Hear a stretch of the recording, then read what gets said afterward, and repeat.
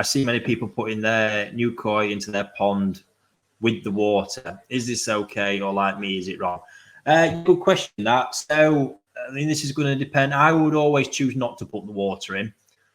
Ultimately, though, what I would say is in that case, in my case, when a shipment's arriving, that is such heavily polluted water. I mean, it's pretty much pure ammonia. It's terrible. So that you don't want in the pond, because that is just going to give you a whole load of hassles and filter. And your filter's got to then deal with it, process it, might cause a spike within the system. You just don't want that in that system whatsoever.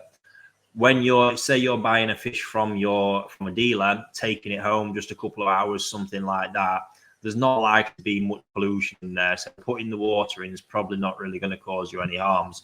What I was going to move on to say was that obviously the issue when you wouldn't want that is if there's a potential issue in the pond where the fish have come from.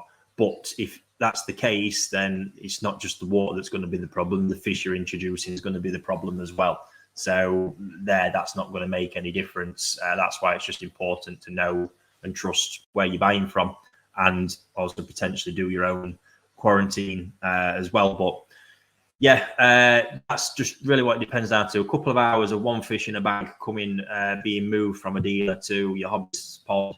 I can't see there being any issues or reasons why you wouldn't probably put that water in if you really had to.